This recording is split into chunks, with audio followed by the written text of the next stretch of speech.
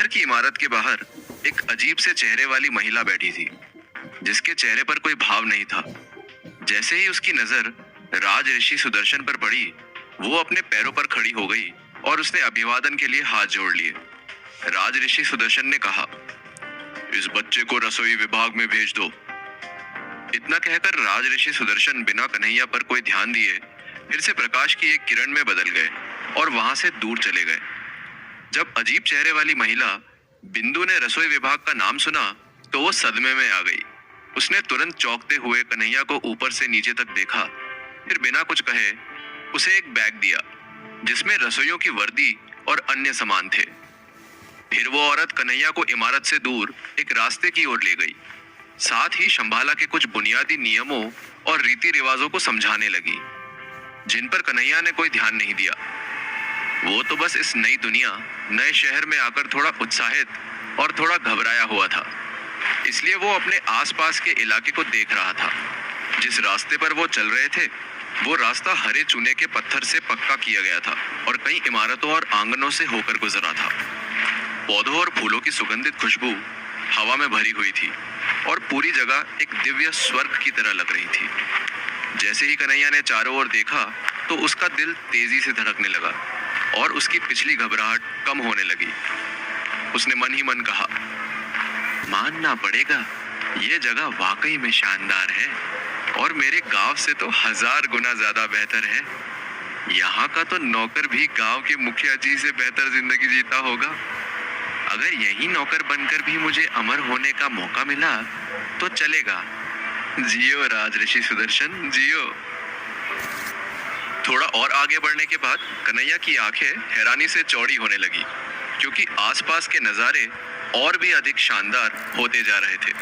रास्ते में उसने कुछ खूबसूरत महिलाओं को भी देखा, जिससे उसका दिल तुरंत खुशी से झूम उठा।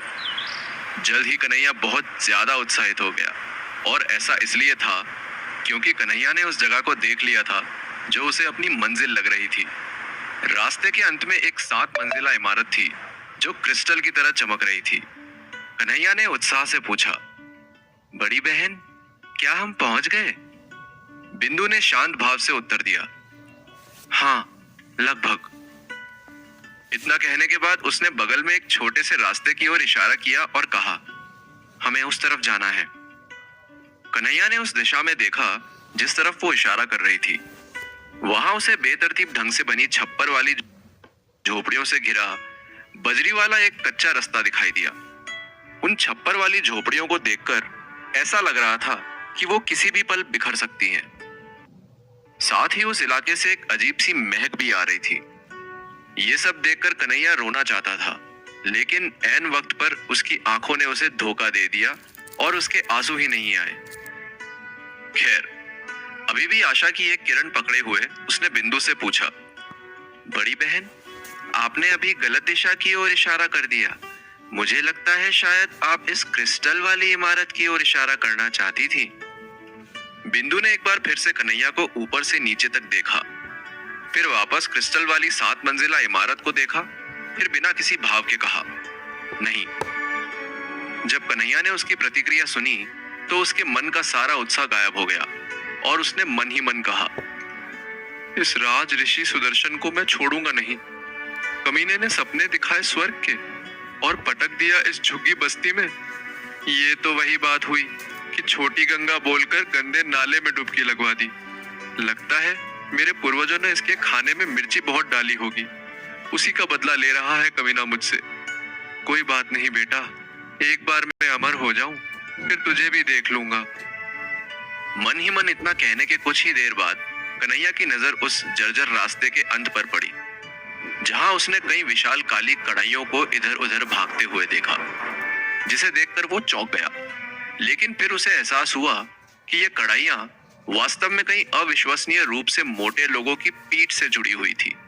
ये लोग इतने मोटे थे कि ऐसा लग रहा था मानो इन्हें दबाने से शुद्ध चर्बी बाहर निकल आएगी। उन सब में एक आदमी तो बाकी सबसे भी ज्यादा मोटा था, इतना मोटा कि वो मांस के पहाड़ जैसा दिख रहा था। कन्हैया ने उस सबसे मोटे आदमी को देखकर मन ही मन कहा, ओहो, इस बेचारे को देखो, ये तो इतना मोटा हो चुका है कि कभी भी फट पड़ेगा। बहरहाल वो पूरा इलाका सैकड़ों बड़ी बड़ी कढ़ाइयों से भरा हुआ था, जिनके अंदर वहां मौजूद मोटे आदमी चावल उबाल रहे थे। जैसे ही उन सब ने महसूस किया कि वहां कोई आ गया है, तो उन्होंने पलटकर बिंदु को देखा। फिर सबसे मोटे आदमी ने, जो मांस के पहाड़ जैसा दिखता था, उसने अपनी करछल उठाई और तेजी से आगे बढ़ गया। वो वाकई में इतना मोटा था कि उसके चलते समय जमीन कांप रही थी और उसकी चर्बी इस तरह उछल रही थी कि कन्हैया सदमे में आ गया और तुरंत अपनी कुल्हाड़ी की तलाश में लग गया। लेकिन अफसोस, उसकी कुल्हाड़ी तो पहले ही मणिरंग पर्वत पर गिर चुकी थी।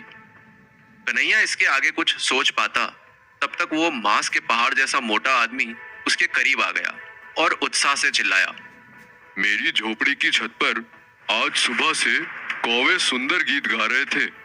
अब मुझे पता चला कि क्यों। फिर उसने चमकती आंखों से उस अजीब से चेहरे वाली महिला को देखा और कहा, ये सब इसलिए हुआ क्योंकि तुम आ रही थी। क्या तुमने अपना मन बदल लिया है? लगता है आखिरकार तुम्हें एहसास हो ही गया कि मैं कितना खूबसूरत और प्रतिभाशाली हूँ। मैं औपचारिक रूप से तुम्हें अपनी साथी बनाने के लिए इस शुभ दिन का फायदा उठाना चाहता हूँ। क्या तुम मेरे साथ खास आध्यात्मिक जड़ी बूटियों वाली चाय पीना चाहोगी? ये सब सुनकर बिंदु ने उस पहाड़ जैसे आदमी को नफरत और गुस्से दोनों से देखा और कहा, शक्ल देखिए अपनी, कहाँ मैं स्वर्ग की अप्सरा से कमसिन कली और कहाँ तुम गुंडे जैसे दिखने वाले खलनायक। मैं यहाँ सिर्फ इस बच्चे को रसोइयों तक पहुंचाने के लिए ही यहाँ आई हूँ। अब मेरा काम पूरा हुआ, संभालो इस नई भर्ती को। हाँ। इतना कहकर बिंदु मन ही मन उस मोटे आदमी को कोसते हुए वहां से चली गई। फिर वो मांस का पहाड़ अचानक कन्हैया के सामने आकर खड़ा हो गया। वो आदमी इतना विशाल था कि कन्हैया ने खुद को उसकी छाया से पूरी तरह ढका हुआ पाया। कन्हैया ने उस मोटे आदमी के शरीर की हिलती हुई चर्बी को देखा और अपना पसीना पोंछने लगा। तभी मांस के पहाड़ ने बिंदु पर नाराजगी भरी नजर डाली, जो बजरी वाले रास्ते पर वापस जा रही थी। फिर उसने कन्हैया की ओर देखा और कहा, पता नहीं ये मुझे घास क्यों नहीं डालती। तुम्हें क्या लगता है वो मुझे पसंद करती है या नहीं? मांस के पहाड़ का सवाल सुनकर कन्हैया चौंक गया और उसने हड़बड़ाहट में कहा, आप जैसे गबरू जवान को कौन सी लड़की पसंद नहीं करेगी? लगता है शर्मा गई पगली। कन्हैया का जवाब सुनकर मोटे आदमी के चेहरे पर मुस्कुराहट आ गई और उसने जोश भरी आवाज में कहा, बड़े समझदार हो छोटे उस्ताद। अरे भाई लोगों सुनो सब, देखो हमारे यहाँ नया दोस्त आया है। मांस के पहाड़ की बात सुनकर एक और मोटा आदमी वहां आया और उसने कहा, लेकिन एक समस्या है, हमारे यहाँ केवल एक ही जगह खाली है और प्रेम चोपड़ा ने पहले ही उस जगह के लिए अर्जी लगा रखी। इससे मामला थोड़ा पेचीदा हो गया है। कन्हैया को उस आदमी के विशाल फ्रेम को देखकर घबराहट महसूस हुई और वो अचानक से कुछ कदम पीछे हट गया। फिर उसने कहा, बड़े भाई, प्रेम चोपड़ा को छोड़िए और मुझसे मिलिए। मैं आपका विनम्र सेवक कन्हैया हूँ। मांस के पहाड़ ने उसकी ओर देखा और कहा, कन्हैया, गोरी त्वचा, पतली काया और सुंदर चेहरा, तुम बहुत मासूम दिखते हो। बढ़िया, बहुत बढ़िया। तुम्हारा नाम वास्तव में मेरी पसंद पर ठीक बैठता है। प्रेम चोपड़ा का पत्ता साफ। अब से तुम हमारे नए साथी हो। रसोई विभाग में स्वागत है मेरे दोस्त।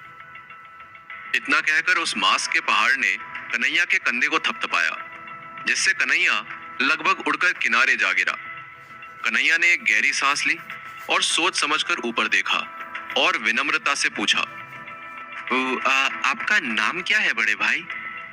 ये सुनकर मांस का पहाड़ हंसने लगा, जिससे चर्बी आगे पीछे लहराने लगी। फिर उसने कहा, मैं बड़ा मोटू गब्बर हूँ, वो दूसरा मोटू सांभा है और तीसरा मोटू कालिया है। जैसे ही कन्हैया ने इन अविश्वसनीय रूप से उत्तेजक नामों को सुना, उसने उनका मजाक उड़ाने की सारी योजना छोड़ दी। तभी बड़े मोटू गब्बर ने कहा, जहां तक तुम्हारी बात है छोटे उस्ताद, तो अब से तुम 9वें मोटू कन्हैया हो। एक सेकंड रुको छोटे उस्ताद, तुम तो बहुत दुबले पतले हो यार। अगर तुम इस तरह से पतले दिखोगे तो हम रसोइयों की नाक कट जाएगी। खैर, मुझे लगता है कि फिलहाल ये मायने नहीं रखता। चिंता मत करो, कुछ समय के बाद तुम भी मोटे हो